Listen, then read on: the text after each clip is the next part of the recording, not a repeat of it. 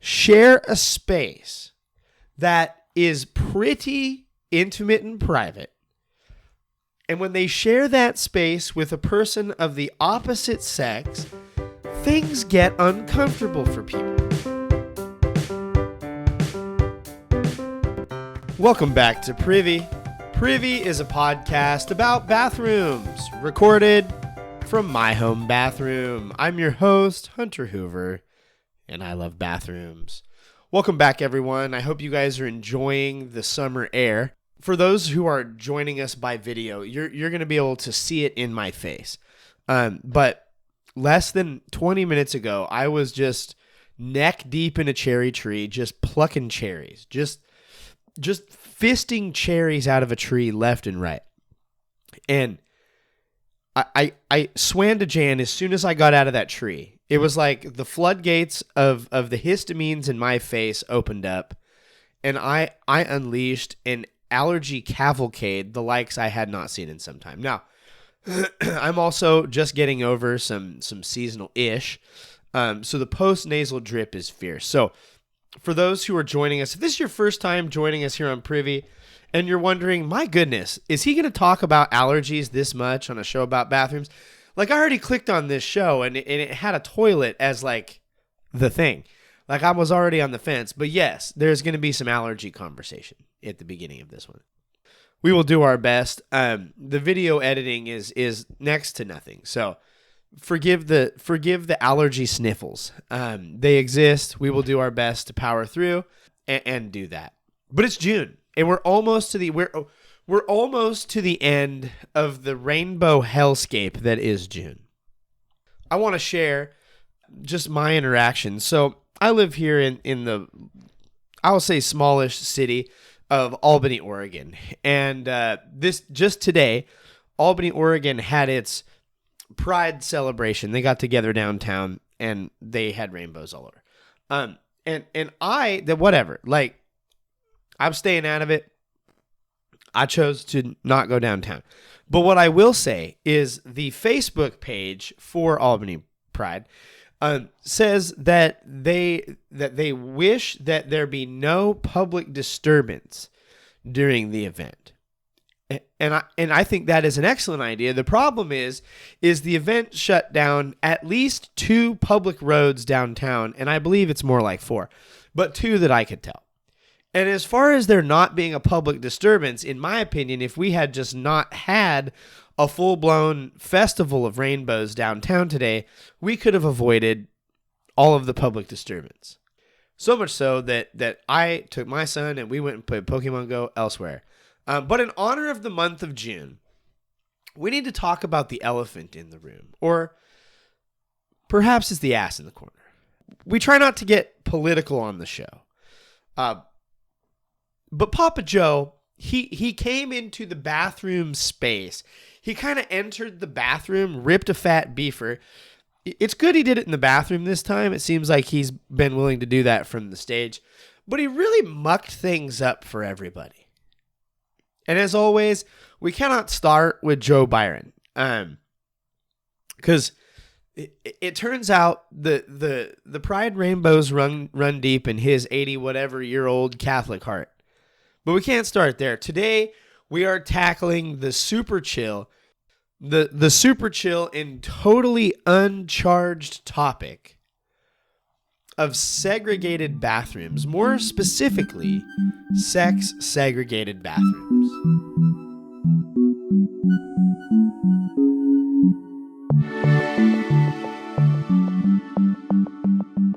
When we start talking about the history of sex-separated bathrooms, it is one where, like most market economies, it is not a question of when or how, but what was the need? When did the need arise for us to separate these bathrooms?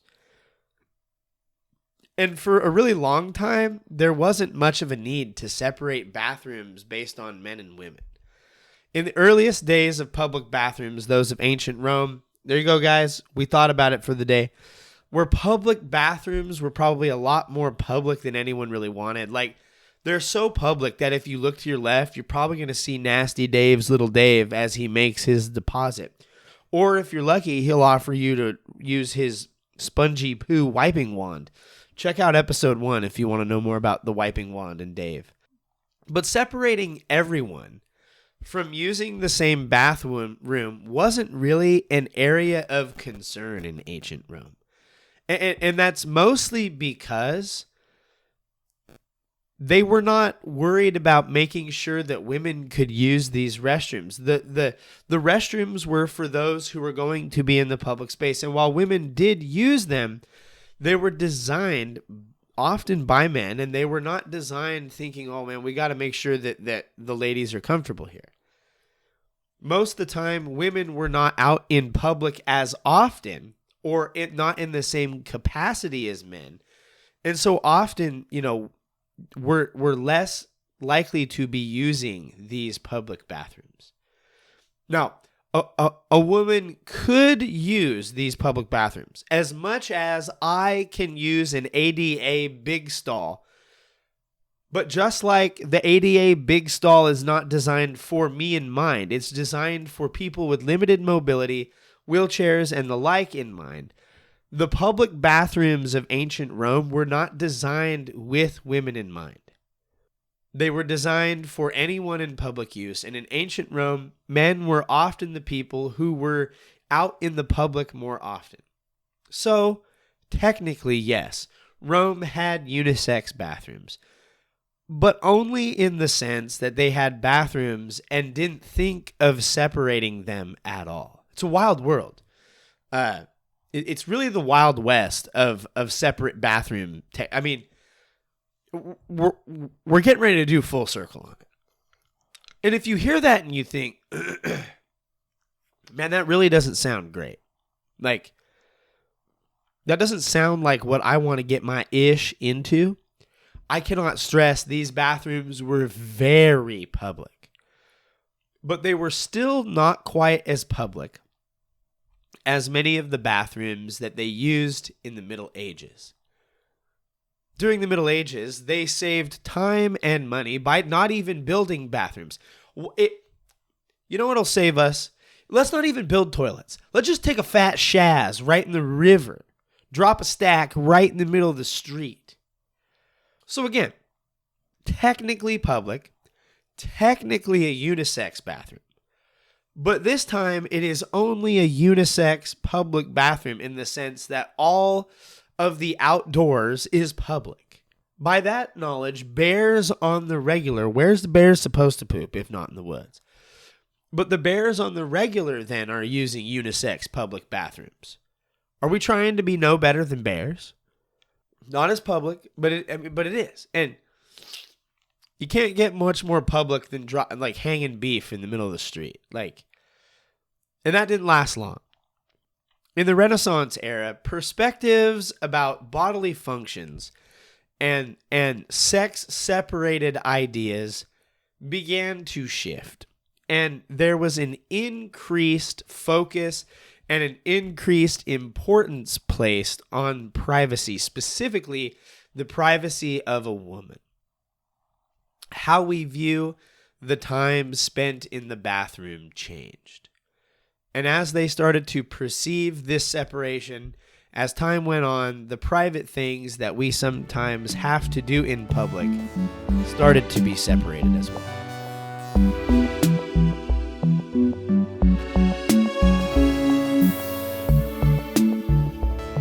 As men and women both began to be in these public spaces more often, and with ongoing changes in cultural norms and expectations for both sexes as it relates to what you do in private, this led to women needing to access a public bathroom more often. And there's this moment. Do they use the same bathroom? It seems as if there's a cultural shift at this time. And because for so long, that's how it was. There was not a special space for women. And not in a fruity. Speaking of fruity, we got a new flavor here. Mango blackberry polar seltzer. Ow! Gotta get it. Praise be to He. It's just good. Polar, you guys are doing good stuff out here. But there's this moment, like, do men and women now use the same bathroom since there's like new standards of privacy? And for a time, that's how it was. There was a public bathroom. It could be used by all, intended for males, like designed for males in mind, because they were the ones who were leaving the house, going out, working, doing those things, but could be used by both. And there's been a couple of stories about how we arrive at these sex-separated bathrooms as we come out of the 1600s. The first is a story about the first sex-separated bathrooms placed in public, at least the first ones that we have on record. This was reported as 1739 in Paris, France. You know what I found out? Here's something that I find interesting. If you're going to talk about the history of bathrooms, it's only a matter of time before you get back to Rome, ancient Rome, which here we are, guys. We can talk about it. Or France. Like, the French are just wild about toilets. They cannot get enough. The French are absolutely hog wild about where they go to the bathroom. But this first reported public sex-separated bathroom was reportedly used at a restaurant as kind of a gimmick to make the men and women of the upper class and the establishment feel refined, as if they have their own special bathroom spaces. It was kind of a party trick, is the way that this story goes. Now, it was a way of making both the men and women feel special. Now, the interesting thing about this theory is it was not technically a public bathroom because it was a sex-separated restroom at a private ball held by French King Louis XV at the Hotel de Ville in celebration of his daughter's wedding, to which about 14,000 people were reportedly invited. Now, it's not technically public. But if you're anywhere in this world, if you are in any space on planet Earth, and there are 14,000 people there with you, it's going to feel pretty public. But yeah, the story doesn't completely check out, but I would argue 14,000 people in attendance might as well be public. King Louis, a little bit too big of a flex there, bud. The second prevailing theory about sex-separated bathrooms comes from, and that it is derived from sexist ideas out of the further intermingling of the sexes after the Industrial Revolution, especially post-World War. The idea is, as women went to work and were found in workspaces more often, the theory says that men chose to separate the bathrooms by sex in order to fight back and further limit, at least in one space, where men and women could mingle. It was as if they're saying, if you're going to be here at work with me, you will not be in the bathroom with me. This is a no lady zone.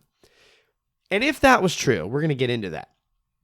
But if that were true, in my experience with interacting with women, they don't care. Like, they have almost negative desire to be in a bathroom space with any man.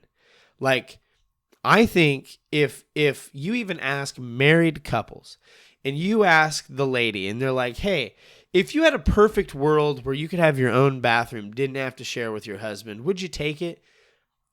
I think most of them are going to say yes. Oh, you really showed them men of the Industrial Revolution, if this was true.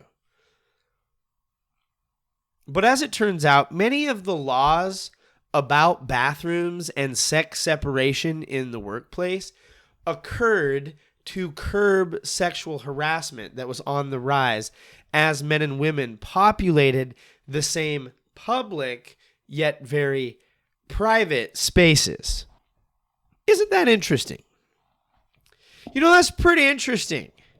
When men and women share a space that is pretty intimate and private, and when they share that space with a person of the opposite sex, things get uncomfortable for people. And there were sexual harassment cases from this.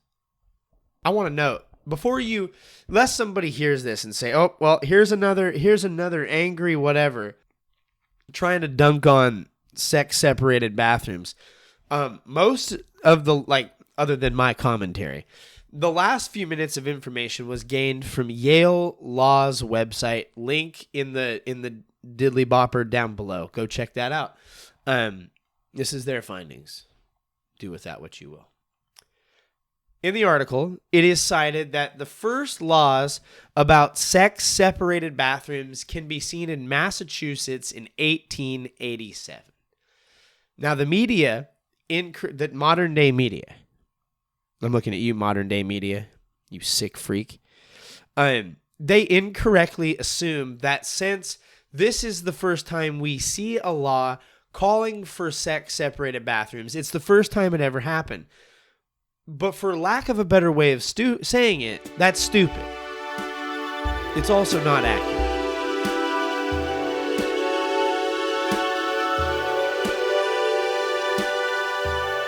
I want to also note, as we transition into the next section here, that much of the research and much of the information in this episode is in the debt of a W. Brulette Carter, who wrote an article debunking the history of sex-separated bathrooms in 2018. Again, link, episode description. Go check out.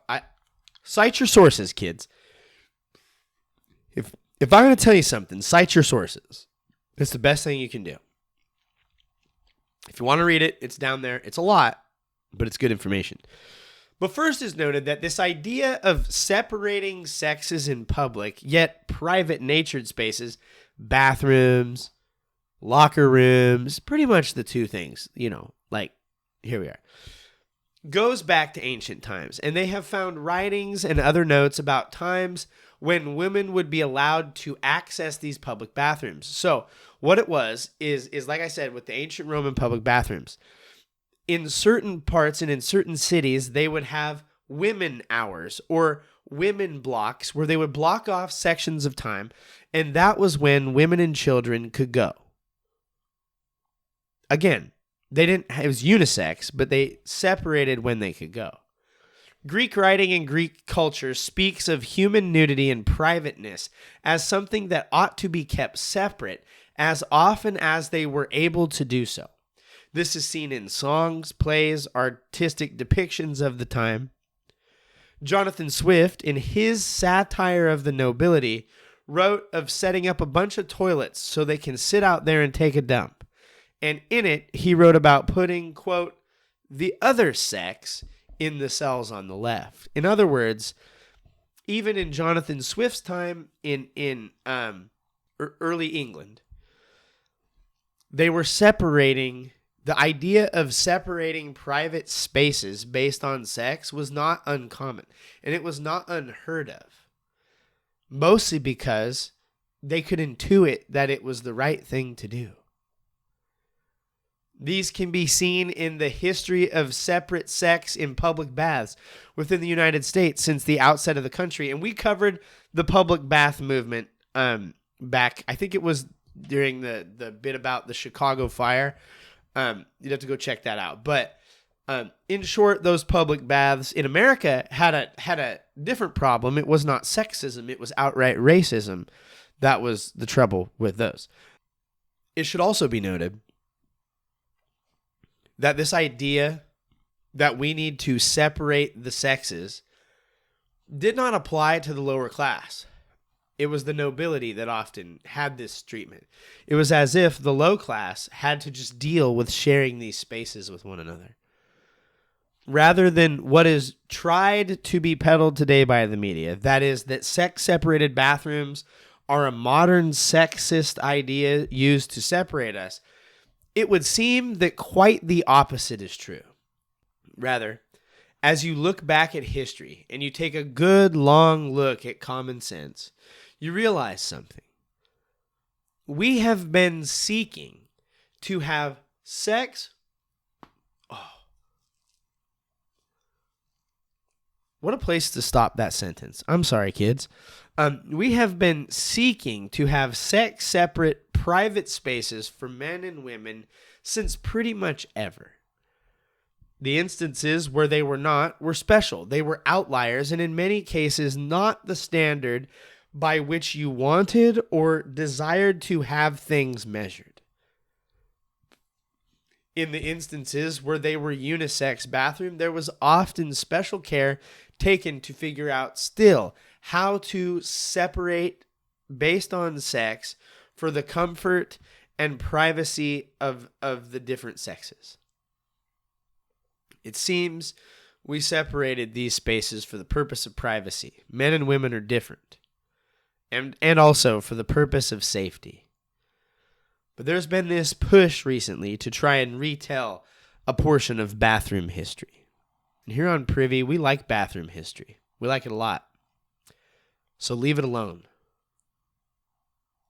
And the reality is, sex-separated bathrooms are the norm. And that brings us to a segment of Poo in the News.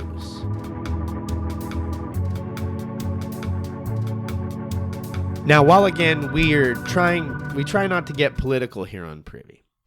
This Poo in the News is, and it is centered on bathroom things. A simple Google search today. The point you're listening to this, you have probably about 5 days left of this rainbow thing. And a quick Google search of Title IX and bathrooms is going to bring a lot up these days. Title IX is the civil rights law Congress passed in 1972, which demands that schools that receive federal funding ban discrimination based on many bases. And at the time, one of those bases that it could not discriminate on was sex. At the time, this law did a lot to secure the rights of women and their access to safe public spaces, specifically in education settings, and was huge for the implementation of women's sports in education-related facilities and entities. In 2020, Joe Biden was elected, and he seems bent on pandering to any demographic that will listen as he tries to get reelected this year. Again, not to get political, but I want to remind all of the elder Gen Z, millennial, and young Gen Xers who might still be staring down some student loan debt. We were promised it to be paid off, and it has not been. So here we are. And he seems bent on pandering to any demographic that will listen as he tries to get reelected this year. And the biggest thing he did recently, and by the time this comes out, he probably has done something even more wild. But he redefined sex, the term sex, male, female, to include and also mean and encompass the term gender. The problem is, that's not how it works. This redefine will allow all genders, transgender students, to choose to use a bathroom based on their gender rather than using a bathroom based on their sex. So, you can have a man with male genitalia and male tendencies identify as a female in gender and use the girls' bathroom with your sisters, daughters, and the like. There's a couple problems here. We don't usually make laws to cater to people's feelings. Laws are generally based in facts, and they serve to protect people. They are often based in facts that can be proven and are not based on a person's feelings. Turns out, it's really hard to prove how someone feels, or better yet, whether or not they do feel a certain way. Second problem here is this change to Title IX undoes a lot of the work that Title IX originally sought to do, namely create safe spaces for females and all races, but in the encompassing conversation, females in public life. Here in the States, our country is in huge debate over this, and by that I mean a minority of the population, which is really loud, has bent the ear of the president. He wants their vote. That's why this goes through in August 3rd, unless we get a big screeching halt from the Supreme Court. It's interesting that this happens just months ahead of the election. Why didn't he do it on day one? Makes me wonder. It makes me wonder why week one, just first week out of the gate, why Joe Biden didn't come in and do that. It's kind of interesting to me. But whether you agree or not, remove the politics here for a second. Set it aside. The reality is that this change allows any teenage boy to follow your daughter into the bathroom, and vice versa, any teenage girl to follow your son into the bathroom. And I think, if we're honest, in doing so, we are giving up the already established rights of young men and women for the desired mental comforts of a vastly small population of kids that will be taken advantage of by a larger population of sick young people. But sometimes the news, like my underpants in the middle of Privy Summer, is messy. So why try and make this change? Well, you see, bathrooms, because they are separated by sex and are in the cultural zeitgeist a lot nowadays. An article by NYU published in 2016 states that sex-separated bathrooms are largely due to sexism related to women as they grow in their social roles. It argues, as it quotes, quote, enforced segregation erodes dignity of their very being. It is right on its face unequal. And trust me, this is just one of many articles pushing this idea that sex-separated bathrooms exist to tear down women. But you know what is a really modern idea? Like really modern? Is gender. And as it would seem, and as it would happen, the idea of gender is probably less than 100 years old. Now, we're not solving a gender debate here on Privy, but we are going to weigh in on bathrooms because that's why we're here. We care about bathrooms. This is a podcast about bathrooms. That's what this is. And it seems that we separate bathrooms based on sex, the parts in our pants, if you will, not based on gender, the feelings that we have in our body and our brain. They argue your gender is how you feel. It's impossible to separate on gender. As a result, they go non-gender bathrooms. And the problem is, according to them, we all have gender. We're just supposed to suppress it in favor of a gendered bathroom. That's why if you're going to separate bathrooms at all, you separate based on sex. What's in the pants? What is your DNA? And the reason you do that is because, yes, there might be someone who is male sexually, and they say that they are female gender. But because this is a public space, and you are entering into a private public space, we separate based on your biology, what is in your pants. Feel whatever you'd like. Now, the other path forward here, if you're not going to do sex-separated bathrooms, and you want to work out your gender on you, go do that. The other option is single stall bathrooms, just single stall bathrooms, one person. We don't care what type of person that is, but make all the bathrooms single stall if that's your path forward. If you don't think and this is different than this idea of open stall, wherein all the men and women go in and then they split. Single stall. There's one room, one way in, one way out. One person, That's it. If you're not gonna separate on sex separated bathrooms, that's the path forward.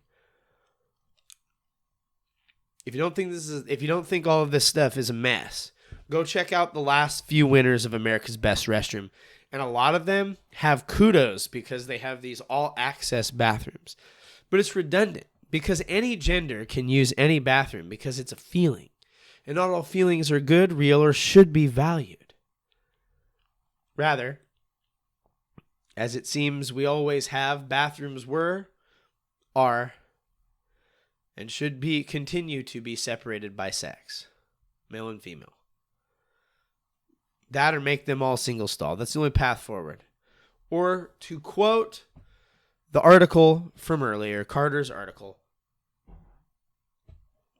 quote, "The alternative bathroom histories do not fail merely because they incorrectly explain how bathrooms first became separated by sex. They do not err because they seek to tell the stories of LGBTQ peoples. They fail because they exclude the histories and experiences of other vulnerable groups, specifically women and the poor. Those who push narratives that contort women's history, even when they do so in the interest of aiding transgender people, oppress women. While supporting the rights of everyone to be treated fairly, women and supporters of women have the right to push back against those narratives," end quote. And so we do. June's almost over. We're almost on to some freedom.